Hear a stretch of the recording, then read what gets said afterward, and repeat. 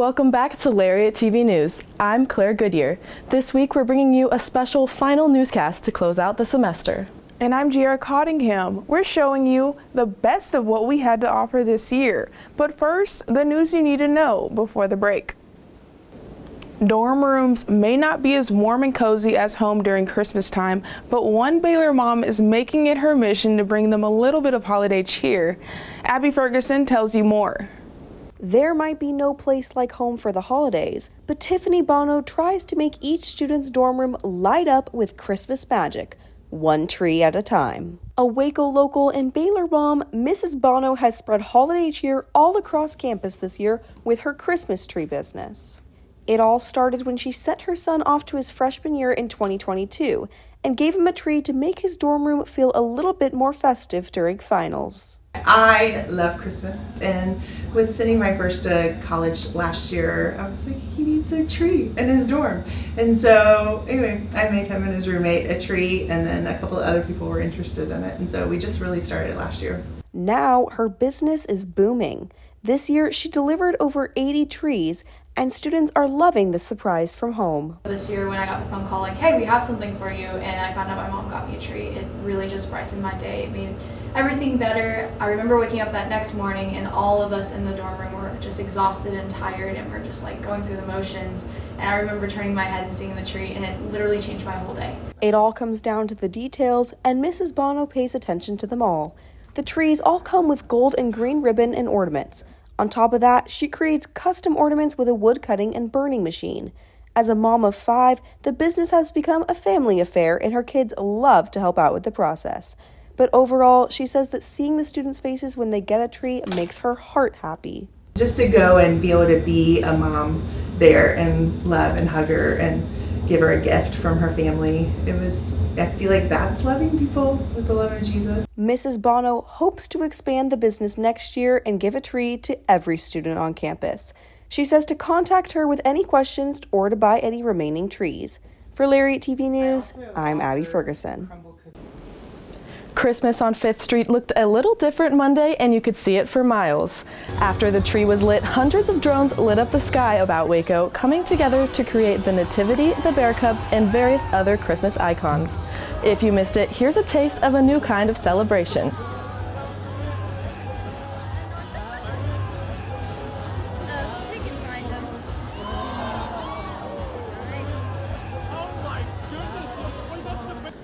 Although many students look forward to going home for the holidays, not all have that option. And one freshman celebrated Thanksgiving in an unusual place, his dorm. Freshman Ethan Ramos says that Baylor felt like a ghost town during Thanksgiving break, and although he's going home for Christmas, he wishes more things were open and available for those students staying on campus for the holidays. I stood here for Thanksgiving break, and I feel like even though there was activities, there should be more because there's really nothing to do during the middle of break. Even though during Christmas break, like I know you have to leave, Baylor should still provide something for people that literally don't have a way home so they can find a way out of here. Over the last year, crime has decreased in the community according to the Waco Police Department, but that doesn't mean burglaries, break-ins, or car thefts have stopped.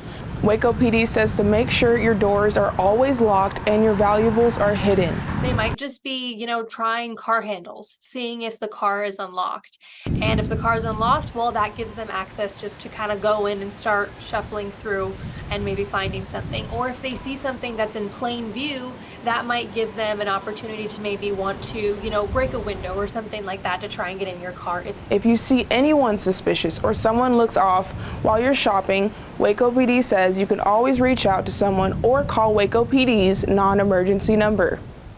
Next, we'll tell you what homesteading in Waco is all about. And Baylor is home to some really good basketball. Don't go anywhere.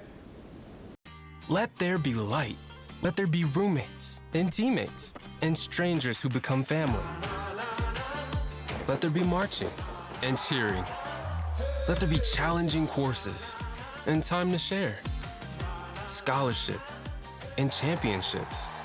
Let there be groundbreaking and soul-searching. Let there be laughter. Let there be joy. Let there be light.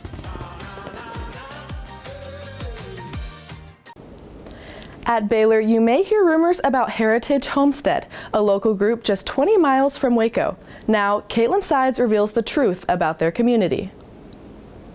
A lot of people assume that it's a gated community and that we are not allowed to leave here, which is totally not true. Homestead Heritage is just about 20 miles outside of the Baylor bubble, and many students and Wacoans have common misconceptions about this community. Really, in a lot of ways, we're just a bunch of folks with traditional values, a love for God, and trying to restore some of the lost sense of community that I think we all feel. The community prides themselves on their non-denominational Christian values, and they say they serve to pursue God in everything they do. The village has everything the community needs, including a restaurant, a grocery store, and some newer places, including a coffee shop and a waffle restaurant. A lot of folks have asked us if we're Amish, and we aren't, but we do share a lot of the roots and traditions that the Amish and other Anabaptists share. Everybody can choose the way they want to, and it doesn't make them any different than me, but this is the way I've chosen to live, to dress, to live my life. Many people in the community grew up there, got homeschooled, and continued their life and work every day.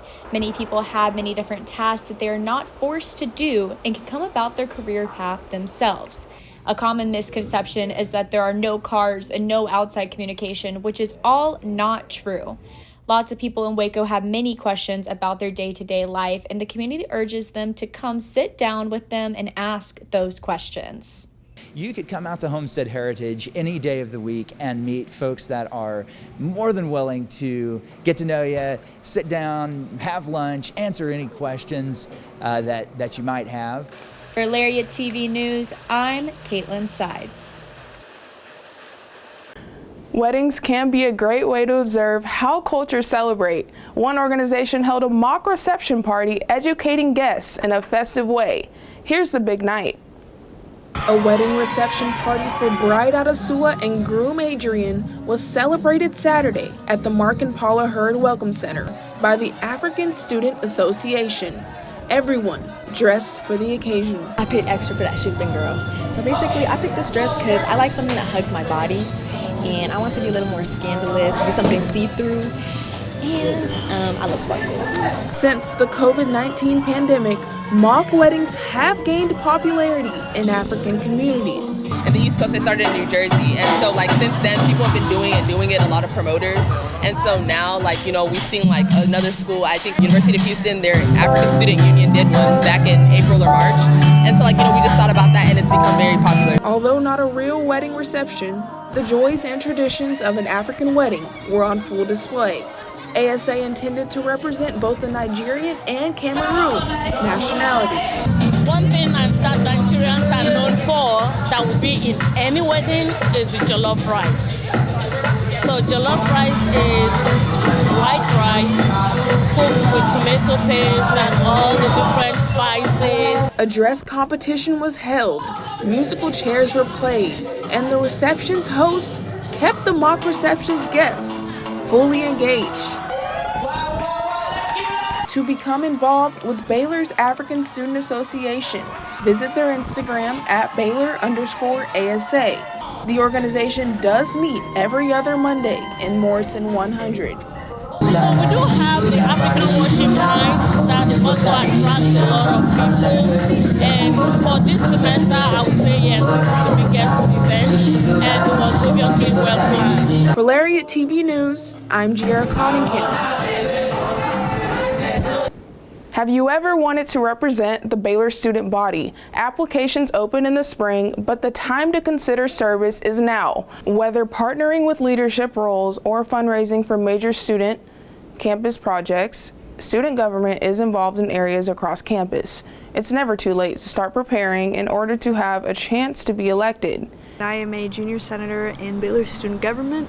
Our role is to represent the student body and think about the interests of Baylor as a whole and our Baylor students.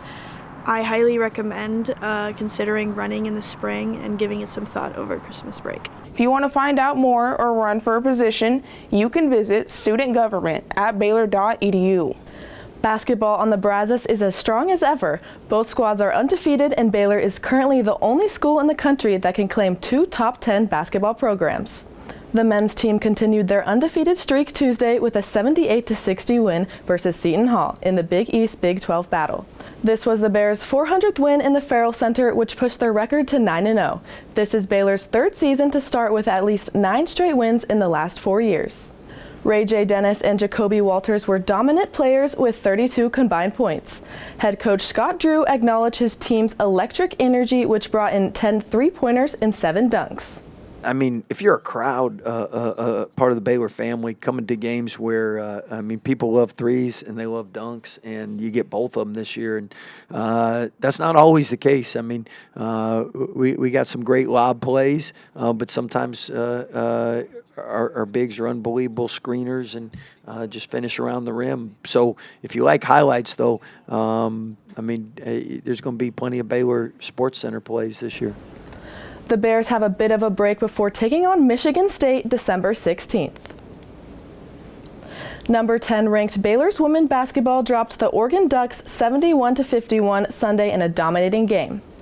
In their second Pac-12 win of the season, the first over powerhouse Utah, the Bears are now undefeated with 7 wins.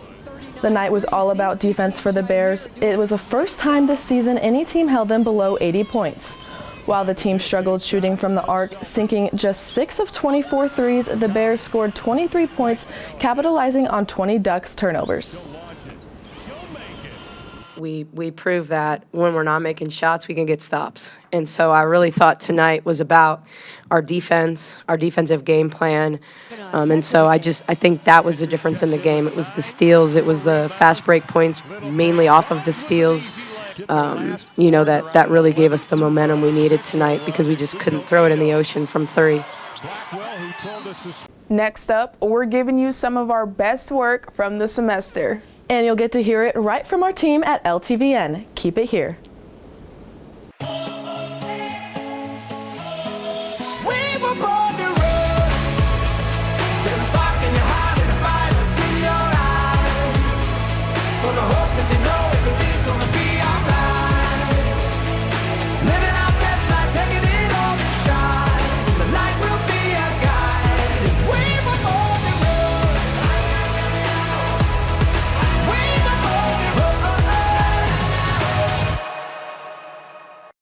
For the rest of the newscast, we'll be giving you an inside look at some of our favorite work throughout this semester. This is the best LTVN has to offer. That's right, and to kick us off, my favorite story came covering my first football game for Lariat TV News. In a national award-winning story, Baylor's season kicked off to a rocky start.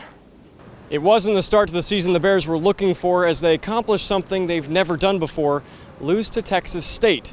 Head coach Dave Aranda says there's a lot to take care of before next Saturday's matchup. That's not acceptable. I talked to the team about how it's not. Baylor kicked off its 8 home game season Saturday night with a loss, 42-31.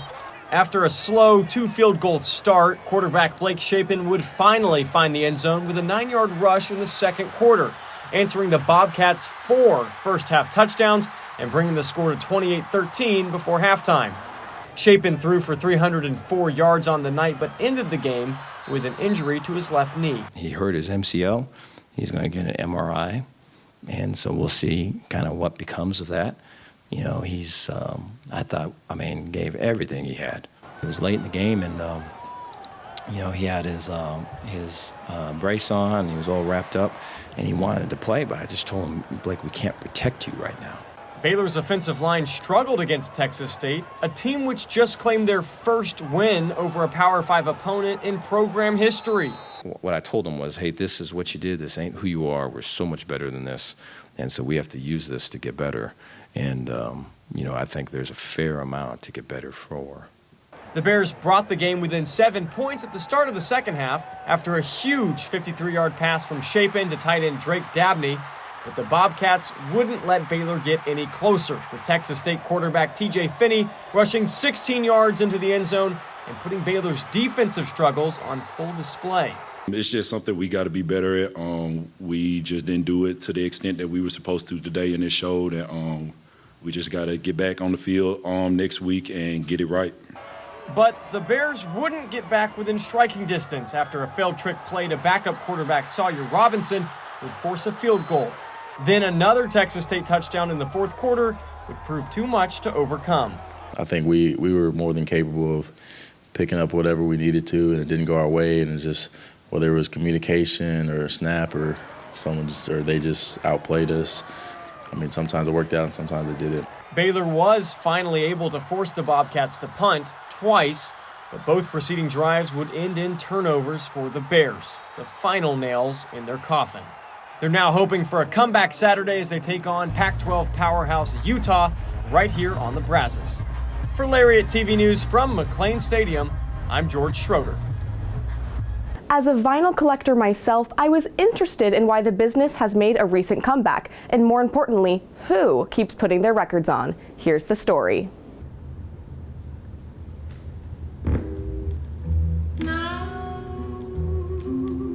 There's something magical about hearing a physical copy of music, and Gen Z seems to be catching on. According to a report by the Recording Industry Association of America, vinyl sales have been increasing in the last decade, even surpassing CD sales. And last year, a study by Luminate found that Gen Z listeners were 25% more likely to purchase vinyl than the average music listener. Spin Connection, a local record shop in Waco, has noticed that trend in their own store. We have a lot of young people that are excited about buying records, and some of them are wanting to build small collections. From buying classics like Prince to purchasing music from more modern artists such as Taylor Swift, it is clear that the younger generation is keeping the vinyl business spinning. But why? I also love hearing like the cracks and the imperfections like within the record, and I think it's so special to hear an artist of the 50s and 60s in a physical record of how that artist intended and knew that it was going to be listened to. Not only does Gen Z love vinyl because of the vintage aspects, but it also creates connections across generations. I kind of got into collecting records because of my dad. He started collecting them when he was little, and so watching him grow up and have that collection, it's going to be something really cool that I can pass down to my kids eventually. So if you haven't tried it yet, it might be time to hop on the trend and put your records on. For Lariat TV News, I'm Abby Ferguson. It's not often college students get to meet a United States Senator, but this semester I was given the opportunity to cover Texas's very own Ted Cruz. His visit to Waco was my favorite story of the semester. Today, Senator Ted Cruz and Congressman Pete Sessions addressed some of our nation's most pressing issues, some of which might even affect Baylor students in life after graduation. We need to make sure that the Baylor community gets it strong, and that is for our country to be able to have a brighter future. That means that we have to make sure we have a stable environment. Both politicians kicked off the Greater Waco Chamber's State of series and spoke on issues like border control and a federal NIL standard for college athletes. Senator Cruz said him and Baylor President Livingstone have discussed what this bill might mean for student athletes. It is the Wild West right now. It is chaotic, and there are real risks that if we do not see congressional action, what we know and love in college sports could be destroyed in a not terribly long, expensive time. Congressman Sessions focused on inflation, what he considers to be one of the most detrimental impacts to the young people of America, and what it could mean for every Baylor graduate. The difference between the last day that Donald Trump was president and the 3 years that Joe Biden has been president is that inflation of over 15% is robbing the youngest Americans that we have who are our future. Both Senator Cruz and Congressman Sessions want to continue taking action on these issues, but claim the Biden administration is hindering significant progress. For Lariat TV News, I'm Danica Young. As a freshman myself, I've attended many Baylor events this semester, but one in particular remains the most memorable. It may not have been sanctioned, but it was a fan favorite. Here's Milk Monday. What started out as 3 freshman boys messing around in the dining hall has turned into a Monday night phenomenon, and it's all about milk. Milk Monday, we just come out here, and the founding fathers, we all put it on. It's a group effort. We just come out here and enjoy some milk, and crown a champion every Monday at 10:45. Whoever can drink the most glasses of milk is crowned the winner. And although the event used to be held in Penland, the competitors had to make a last-minute change. We did have an incident last week. Unfortunately, our winner threw up on the floor. We took precautions this week. We were ready with trash cans, but unfortunately, they did not let us compete in there. So we moved to Fountain Mall. Despite this setback, the games continued, and a rowdy crowd gathered at Fountain Mall to view the milkmen at work. I'm the biggest Milk Monday fan. I've been to literally every Milk Monday possible. Although very few can stomach the countless glasses of milk, the latest champion, Drew Shepard, pulled through. The goal going in was keeping all the liquids down. We did that, and so I'm proud about that. Former champion and founder Will Middig has taken a break from the competitions, but still supports and respects the competitors. I won the first few weeks, but some of these guys, Jacob Kincaid last week, absolute dog. Put up 14 glasses. This week, Drew kept all the milk down. Dog. Alex this week put up 13 glasses. Dog. More than I ever did. These new kids, they're all dogs. And I don't know if I can hang with them, but we'll see. I'll definitely be back for the championship. We'll see about another week. The odd tradition might not make sense to many, but is beloved by countless freshmen. I love Milk Monday. It is just the best way to start off my week. So much action happens. I love the hype that it brings. It gets everyone involved, gets some school spirit, so I love that. The class of 27 got spirit, and they definitely got milk. For Lariat TV News, I'm Claire Goodyear. How many freshmen get to be on the sidelines of McLean Stadium? This year, I was on the field more than I was in the stands. Even though the football season didn't go as planned, I had the best time covering it. Here's my favorite story, Baylor versus Texas. Despite a sold-out McLean Stadium and student-led blackout, Baylor football couldn't manage to bring the energy, losing to Texas 38-6. In the first Big 12 game of the season, the Bears couldn't manage to get a win, setting their record back to 1-3. It's disappointing and it's frustrating. Guys are hurting, and we all are. Frustrations from the team have been heightened due to lack of correlation from plays in practice to plays in games. Just in practice, we need to make each other better. We make too many plays in practice that doesn't translate here. So just pushing each other more and more and more, and hopefully the results will show. There was a visible lack of energy within the team, showcased specifically after the Longhorns scored 3 dynamic touchdowns in the second quarter. A big emphasis on energy, and I think we tried to have emphasis on that, and then it kind of died. When trying to solve the issue of energy, the team is hoping to self-reflect and not rely on outside forces. No matter where we go, everybody has energy. Don't look for music, or don't look for the crowd. The crowd brought a lot of energy, but we got to find it within ourselves if we're going to be good.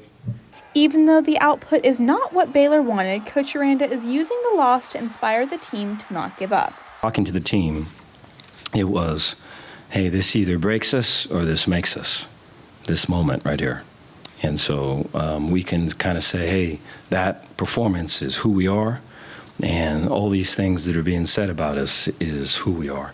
Or we can say, that's just what we did, we're working to get better, and we're going to push on through.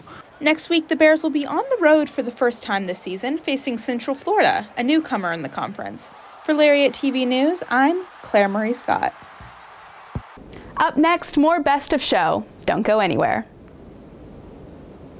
While weather did not stop the game, Baylor's last home match boosted my confidence to cover rainy days. I was honored to be on the field for the first time. Here's the game versus West Virginia. They fought. The care factor and just the fight that we had. They had a plan. Control the clock and matriculate the ball down the field, get some points, and struggled to really get running lanes and all of it. Reporting from McLean Stadium, 34-31 was the final score of Baylor's last home game versus West Virginia, with the Bears fighting for, but not finalizing, a senior night win. Hard loss. Gonna miss our seniors. Tactic plays are in growth. Running back Richard Reese performed speedy with a 95 and 93-yard kickoff return touchdown in the second quarter. It was awesome. Practice makes perfect. So we give it our all in practice, and we practice it every day, and we apply it to the field. This game concluded the nation and Baylor's most home game losses. West Virginia head coach spoke to Coach Aranda after the game. He goes, I went through this, and it's cleansing, you're going to come out of this having fun and kicking butt. So I appreciate that. I kind of feel that way too. This weather right here is what we were in tonight, on and off rain. However, the Baylor Bears kept up with West Virginia in the third quarter, coming up 28-27 with 2 touchdowns scored, resulting though in a West Virginia win in the fourth quarter as they scored a last-minute touchdown. Yeah, so I think it definitely hit everybody hard. Just how that last drive went before that, it was a lot of fight, there was a lot of grit. There's a lot of high morale going into that last drive. There are positive outcomes to come for Coach Aranda's team going forward with fearless mindsets and improvement in play with the help of a new practice facility. We just gonna stick together as a team and come back next year and just give it all again. God works in mysterious ways, and you just got to learn from what opportunities are thrown your way. And we've had a lot of adversity. Coach Aranda hopes for the team to eventually fit to work together and towards winning goals. For Lariat TV News, I'm Giera Cottingham. Visiting the Veterans Day Parade held in Waco, I got the privilege to hear some unexpected yet inspiring stories from 2 heroes who fought for our country. Here's the story. It means a lot to see the flag go up.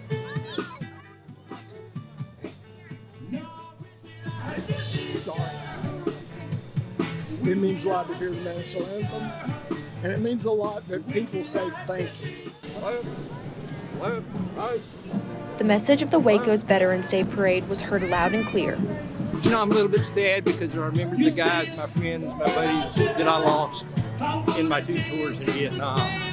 But to see all these heroes here today, and it's just a greeting that I've never had. Both of these courageous veterans had sacrificed themselves physically, emotionally, and mentally.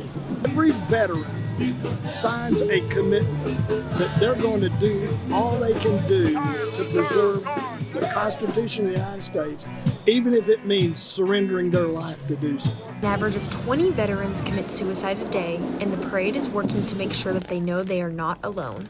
Don't give up hope. Don't take that ultimate deal of taking your own life. Go get help.